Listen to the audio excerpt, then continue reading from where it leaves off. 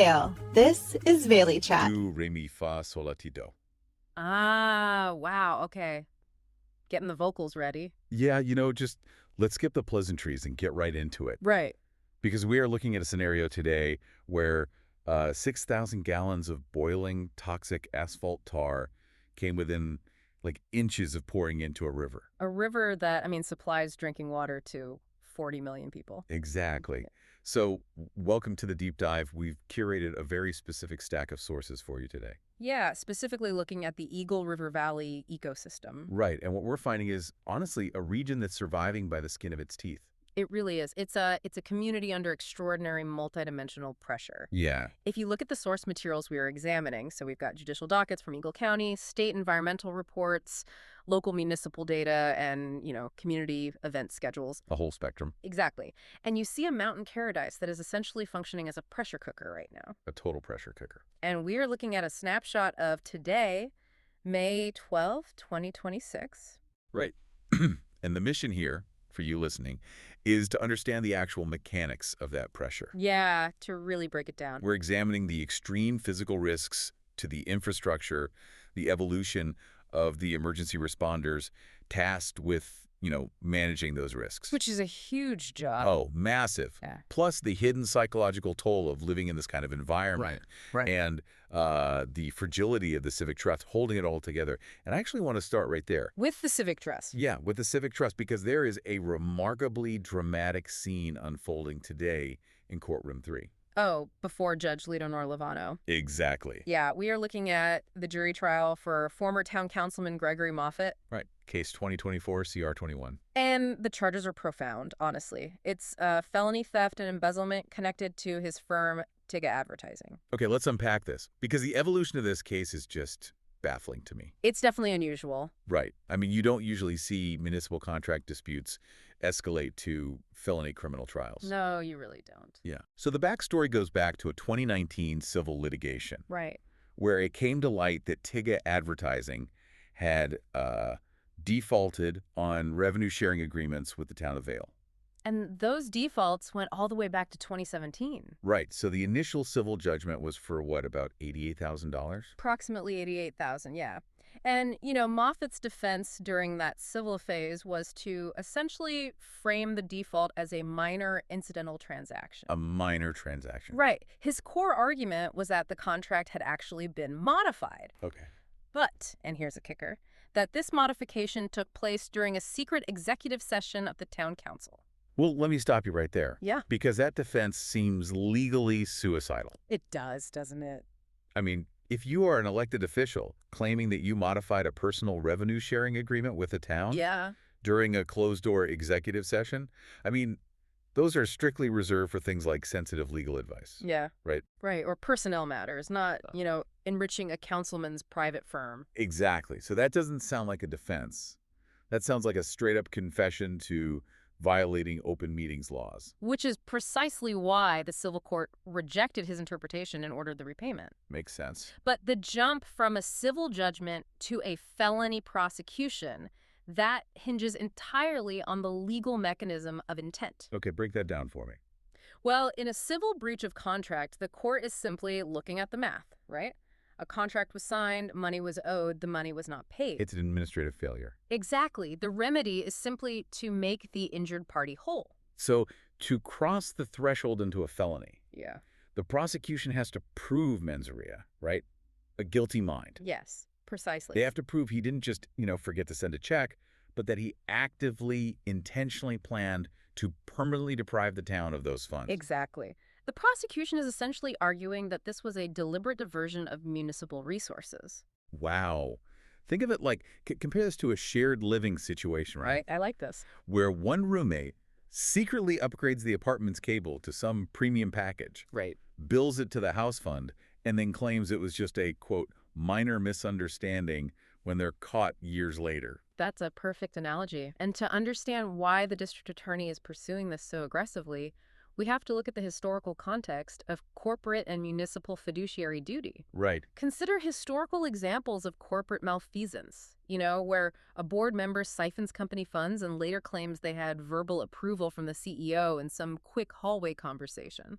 Courts don't love that. They historically come down incredibly hard on that because the entire structure of the organization relies on the fiduciary, transparent handling of shared resources.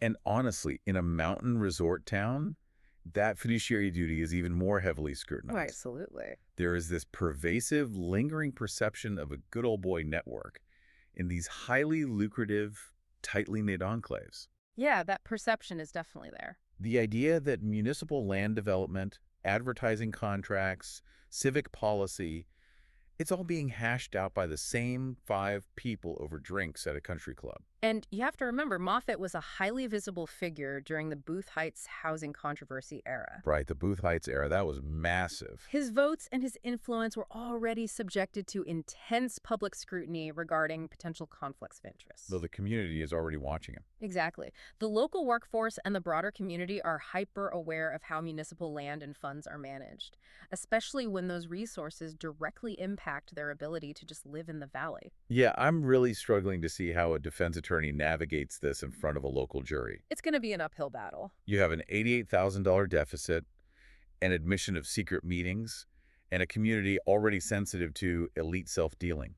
Well, the defense strategy will likely center on attacking that requirement of intent. They have to present a narrative where the administrative lines between Moffat's role as a business owner and his role as a councilman were genuinely, albeit sloppily, blurred.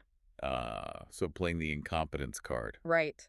They have to convince a jury that incompetence or arrogance was at play, rather than malice and intentional theft. That makes sense. And we absolutely must emphasize to you, listening right now, that we are analyzing the mechanics of the prosecution's narrative here. Yes, and the historical context of the docket. Exactly.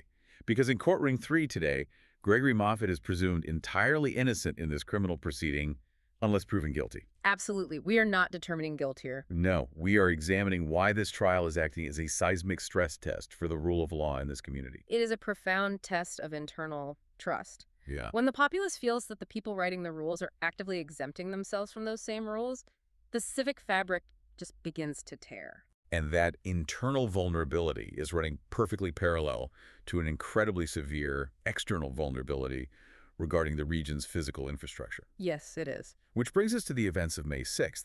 And honestly, this scenario reads like the opening sequence of a disaster film. It really does. At 9:40 in the morning, near Highway 6, milepost 95 in the Rifle and Silk Corridor, we had a catastrophic collision. We are talking about the Canyon Spirit. Right, the luxury train. Yeah, a luxury passenger train pulling 6 passenger cars and 2 locomotives.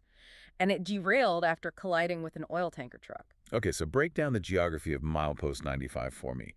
How does a massive commercial oil tanker end up directly in the path of a passenger train? Well, that specific corridor is an infrastructural choke point. Okay. You have the highway, the rail line, and the Colorado River all tightly compressed into a very narrow topographic footprint. So there's just no room. Exactly. The tanker truck was attempting to cross the tracks, but in that specific location, there simply isn't enough physical space, enough of a shoulder or clearance to safely pull a full-length semi-truck over. Jeez. So the cab might clear the tracks, but the tanker is still exposed. So the train strikes the tanker. We have 2 locomotives and 6 cars derailing. Yeah. And the payload of that tanker ruptures. We're looking at 6,000 gallons of hot asphalt tar spilling directly onto the highway and the grassy median. 6,000 gallons. And you know, what's fascinating here is the physics of that collision are terrifying, but the outcome is an absolute anomaly. What do you mean? Out of the 310 passengers and staff on the Canyon Spirit, there were 0 reported injuries. 0. That's insane. And the truck driver sustained only minor injuries. It completely defies logic that no one was killed. It really does. But beyond the immediate human survival, the environmental near miss is what really caught my attention in the state report. Oh, for sure. Because the tar pooled on the highway and the median, but it stopped just short of entering the Colorado River. And the ecological implications of that tar reaching the water cannot be overstated. Right. The Colorado River is the primary water supply for 40 million people downstream across multiple states. Which makes me want to challenge the foundational logic of this infrastructure. Okay, how so? Are we just rolling the dice every day by routing luxury tourism and heavy hazardous freight through the exact same narrow, high-altitude corridors? It does seem like an ongoing game of ecological Russian roulette, honestly. Right. Why are we doing this? Well, it's a conflict between legacy infrastructure and modern demands. Okay.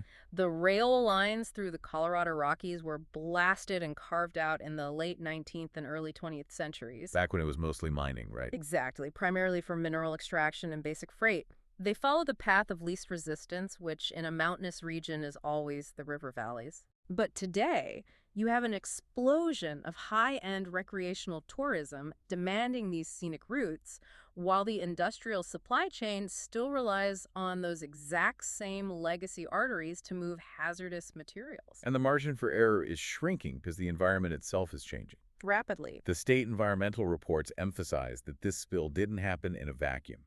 It happened during a historic drought. Yeah, the region is currently sitting at less than 50% of its median snowpack. Less than 50%. And that alters the mechanics of a spill drastically. Okay, explain the hydrology of that.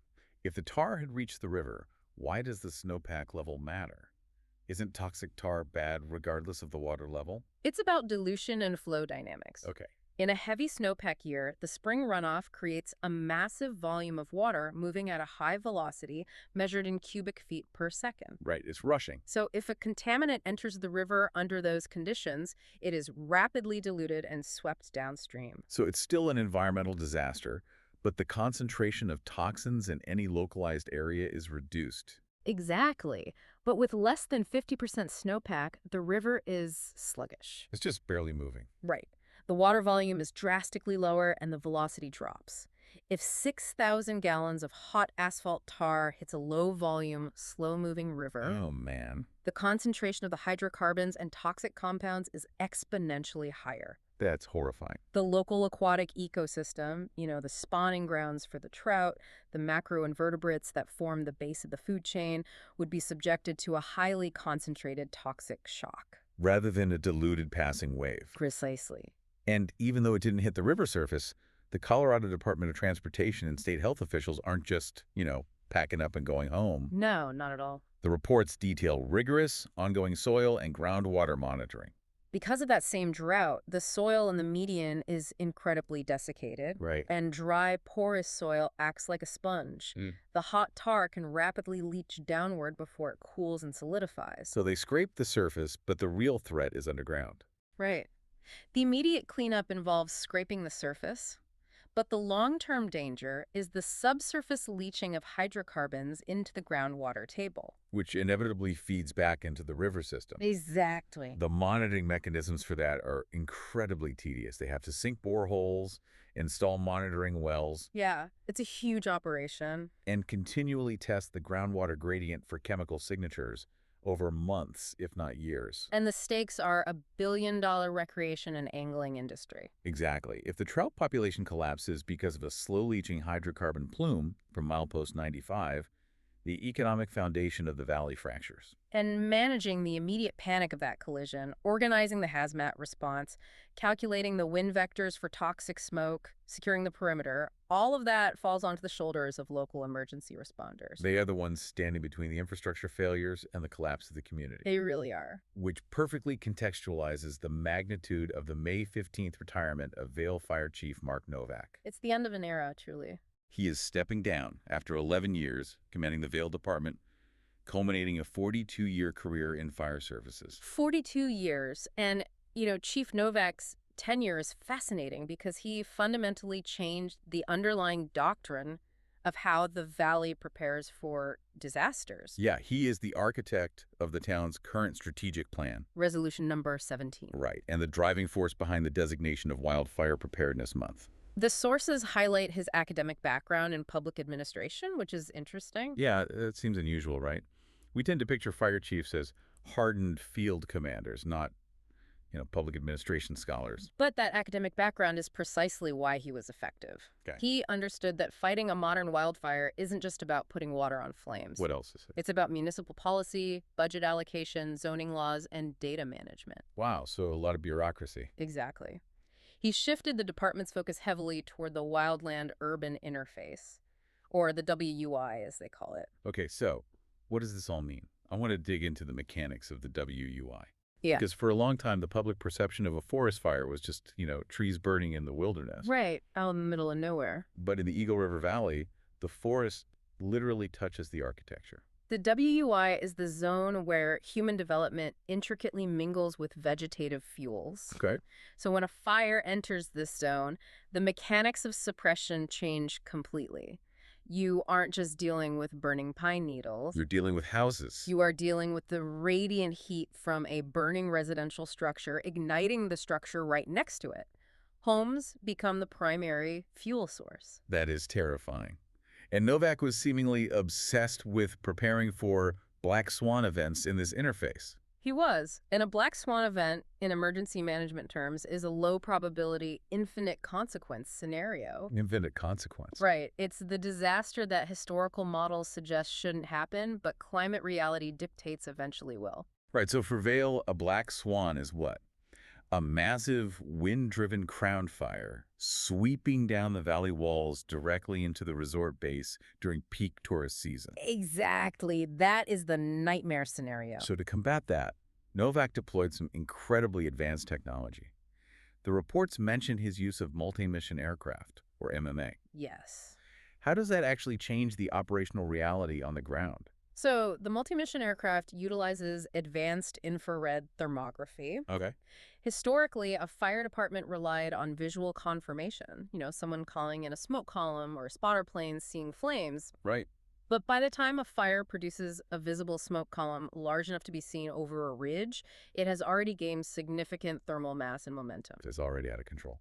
Precisely. But the MMA flies high above the valley, and its infrared sensors can detect a 6-inch thermal hotspot. 6 inches? Wow. Yeah, like a lightning strike that has merely smoldered in the duff layer before it ever produces visible smoke. That's incredible. It completely bypasses atmospheric attenuation. It allows commanders to deploy a rapid attack crew to extinguish a threat when it is the size of a campfire, rather than waiting for it to become a conflagration. He also championed the Fire Guard program. Yeah. And this is where the public administration background really shows, I think. Oh, absolutely. Because Fire Guard isn't a physical tool, right? It's an algorithmic predictive modeling system. It is. It ingests massive amounts of real-time data. It looks at the topography because fire burns faster uphill as it preheats the fuels above it. Right, basic physics. It factors in live wind vectors, humidity, and the specific moisture content of the local vegetation. So it's synthesizing all of that constantly. Yeah, it takes all of those variables and runs thousands of simulations to predict exactly how a fire will behave over the next 24, 48, and 72 hours. That sounds incredible on paper, but I have to ask. Yeah. Is this actually scalable? Or are we just throwing high-tech, expensive Band-Aids at a macro climate problem that we fundamentally cannot solve? That's the big question. I mean, a predictive algorithm is great, but if the wind is blowing 60 miles an hour and the snowpack is at 50%, an algorithm won't stop the fire. And that is the exact debate happening in fire management globally. Right. The technology buys you time, and it optimizes the placement of your very limited human resources.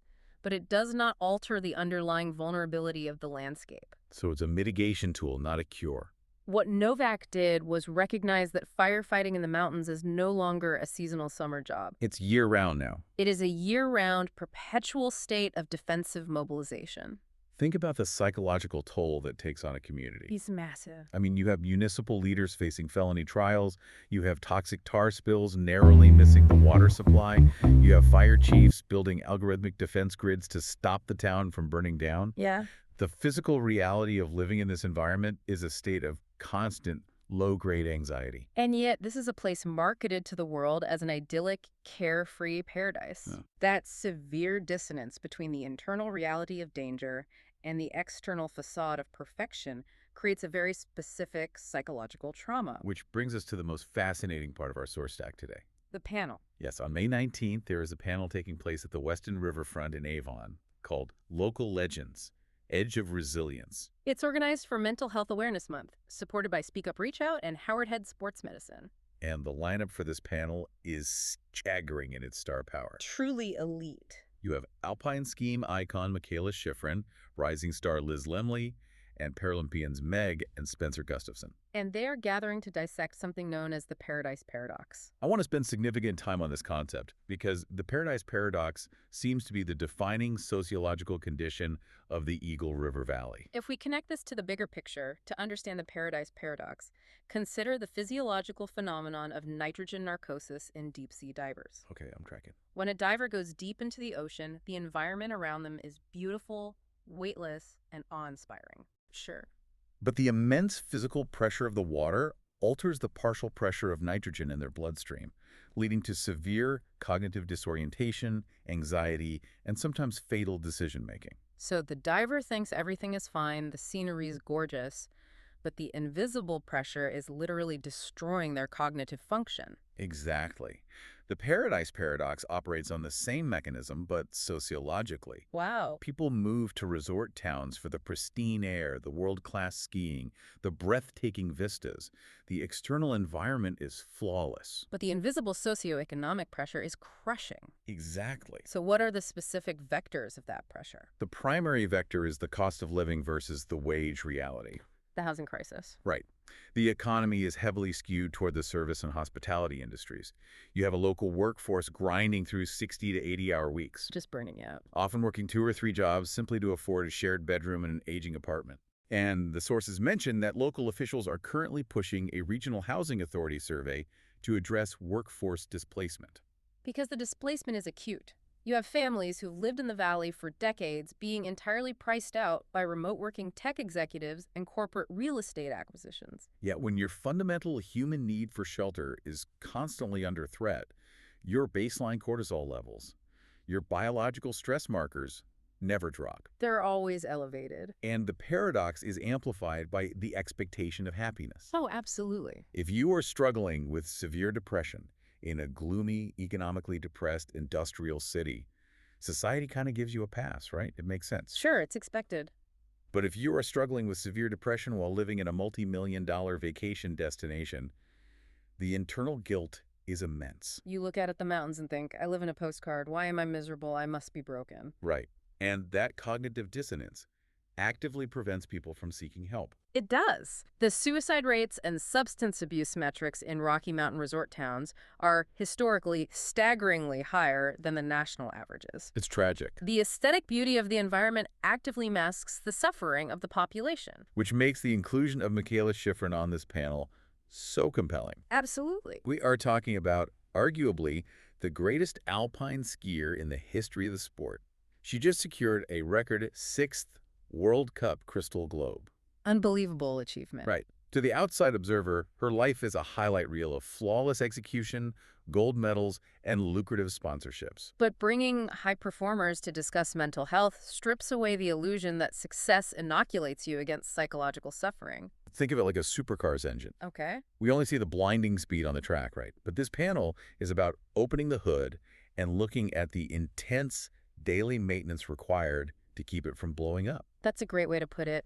The panel introduces a framework to combat this pressure, which they call intentional practice. I want to break down the neurobiology of intentional practice because it's not just a buzzword. No, it's a very real methodology. It's a structured methodology for downregulating the nervous system. Yeah. The sources mention pillars like mindful movement, reflective journaling, and restorative meditation. When a person is operating in a high-stress environment, whether navigating a treacherous downhill course at 80 miles an hour or trying to pay vail rent on a bartender's salary. Right. The body doesn't know the difference. Exactly. Their sympathetic nervous system is locked into a fight-or-flight state. This means high adrenaline, high cortisol, and a constant physiological readiness for danger. And if you stay in that state indefinitely, the allostatic load, the wear and tear on your body and brain, eventually causes a system failure. Burnout, depression, physical illness. So intentional practice is the active engagement of the parasympathetic nervous system. The rest and digest state. Right. Reflective journaling forces the brain to slow down and process chaotic emotional data into linear logical narratives. And restorative meditation physically lowers the heart rate and reduces cortisol production. They are completely reframing mental health maintenance here. How so? It's no longer viewed as a clinical intervention for a, quote, weakness or an illness. They're presenting it as a non-negotiable fundamental requirement for elite performance. You cannot maintain a high output without equally high recovery. Exactly. And what's truly fascinating is how Schifrin describes her own current psychological evolution. Oh, this was my favorite part. After achieving the pinnacle of her sport, she states she has entered her curiosity phase. This stood out to me more than anything else in the sources. The transition from a phase of perfectionism to a phase of curiosity. Let's analyze the mechanics of that shift. Well, perfectionism is inherently outcome dependent. Every action is measured against a flawless ideal. Right. In professional sports, the margin between gold and entirely forgetting your legacy is measured in hundredths of a second. This is brutal. The psychological weight of perfectionism is agonizing because failure is a constant mathematical probability. It's a deficit mindset. You start at 100%, and every tiny mistake subtracts from your worth. Exactly. But curiosity is outcome independent. Outcome independent. I love that. Curiosity is driven by the dopaminergic reward of discovery, not the relief of avoiding failure. So when a high performer shifts into a curiosity phase, they are essentially hacking their own neurochemistry. Yes, they are asking, what happens if I try this new line on the mountain? Or how does my body react to this new training stimulus? The result doesn't dictate their value. The data gathered from the experience does. That sounds incredibly liberating. It is the psychological state most conducive to flow. Flow state. The optimal state of consciousness where action and awareness merge. Flow cannot exist under the crushing weight of perfectionism. It requires the psychological safety that curiosity provides. I want you, the listener, to pause and map that concept onto your own life. It's a powerful exercise. Because we don't all ski at the Olympic level, obviously, but we all face our own versions of perfectionism. What stands out to you about shifting your own life from a perfection phase to a curiosity phase? Right. What would it look like to shift your career trajectory, your parenting style, or your creative pursuits? What happens when you remove the terror of the outcome and focus purely on the mechanics of discovery? It is a profound mechanism for building internal resilience. Yeah, it really is. And building that resilience isn't just an individual pursuit. It requires a collective community framework. Which leads perfectly into the social events scheduled for the Valley. Because the psychological work discussed at the panel is heavy. Very heavy. It requires intense introspection. But humans also require external release, shared joy, and communal distraction. Absolutely. We need to look at the social calendar blitz, which takes on a very specific tone during the shoulder season. The shoulder season in a mountain town, typically May and October, is sociologically vital. Right. The ski lifts are closed, the snow is melting, the summer mountain biking and hiking tourists haven't arrived yet. The economic engine temporarily shuts down. It's the time when the town finally gets to breathe out. The service workers aren't rushing to cater to thousands of guests. The locals reclaim their own geography. And the events organized during this time act as the critical social glue holding the remaining community together. So let's look at tomorrow, May 13th. The schedule features a girls' night out. Devil Wears Prada 2. A phenomenal choice for communal catharsis. Seriously. And the logistics on the flyer are wonderfully indicative of the local culture. Oh, for sure. It starts with a happy hour from 4:30 p.m. to 6:30 p.m. at an establishment called Saved by the Wine. Great name. Right. Afterward, the group transitions to the Skyline Cinema in Dillon for a showing at 7:00 p.m. with the caveat of 7 p.m.-ish. Here's where it gets really interesting. That ish is a perfect reflection of mountain time. Yeah, it is. The rigid, minute-by-minute scheduling demanded by the peak season is deliberately discarded. It's an intentional relaxation of societal structure. And the dress code noted on the flyer is brilliant. Oh, I love that part. It simply demands that attendees look fabulous, but they define what fabulous means in the context of the Eagle River Valley. It is radically inclusive. Yeah, you can arrive in a high-end designer gown, or you can arrive in your most comfortable, broken-in mountain flannel. The aesthetic doesn't matter. The act of gathering is what holds value. It is a shared ritual of reclaimed time. And that need for shared ritual extends to the arts as well. Yes, the calendar notes that tickets are officially on sale for the Vail Valley Theater Company's production of Rent the Musical. With performances scheduled from June 18th through the 21st at the Grand Hyatt Vail. The selection of Rent is thematically incredible when you map it onto the issues we've been discussing. It really is. Explain that connection, because on the surface, a rock musical set in the gritty, AIDS-ravaged East Village of New York City in the 1990s Seems, miles away from the alpine luxury of Vail, Colorado. Well, the geography is different, but the core sociology is identical. Okay. At its heart, Rent is a story about artists, service workers, and marginalized individuals fighting to survive in an environment where the cost of living is weaponized against them. Oh, wow. Yeah? It is about the threat of eviction, the struggle to find authentic connection, and the creation of a chosen family when the systemic structures fail you. It is the exact narrative of the Paradise Paradox. Exactly. The characters in Rent are facing literal disease and freezing temperatures, but their solution is community resilience. They survive by relying on the internal interpersonal trust that they build with each other. By staging this specific production, the local theater company is offering the community a mirror. That's a great way to put it. It allows the local workforce to view their own struggles with housing insecurity and systemic pressure through the lens of art. It validates their experience. And that is the ultimate takeaway from this entire source stack. We've covered a lot of ground today. Look at the immense ground we've covered today. We started in Courtroom 3, dissecting the legal mechanics of intent and the fragility of civic trust in the Gregory Moffett felony trial. We examined the harrowing physical vulnerabilities of the Highway 6 corridor, exploring the fluid dynamics and hydrological disaster narrowly avoided during the 6,000-gallon toxic tar spill. Right. And we analyzed the evolution of emergency doctrine with the retirement of Fire Chief Mark Novak, looking at the algorithmic predictive modeling and infrared technology required to defend against black swan wildfires. And we peeled back the psychological layers of the region with Michaela Schifrin and the Edge of Resilience panel, deconstructing the Paradise Paradox and the neurobiology of shifting from perfectionism to curiosity. It is an overwhelming amount of data, but the through line is undeniable. This community is a masterclass in adaptation. It is. But I want to leave you with a thought that pushes beyond just this specific valley. Right. Consider the macro implications. We categorize places like Vail or the Eagle River Valley as resort towns. Right, vacation spots. The very definition implies they are a retreat, an escape from the harsh realities of the normal world. But given the compounding variables we've analyzed today, the historic drought-altering river toxicity, the catastrophic wildfire metrics, the extreme wealth disparity driving the housing crisis, I would argue they are no longer escapes. They are the tip of the spear. Precisely. Are these communities actually becoming the ultimate laboratories for human survival? Well, they are facing the most extreme intersections of environmental collapse and late-stage economic pressure, and they are being forced to solve these problems in real time. And if a highly resourced, highly educated, tightly knit community cannot figure out how to balance ecological risk with sustainable human well-being, what hope does the rest of the world have?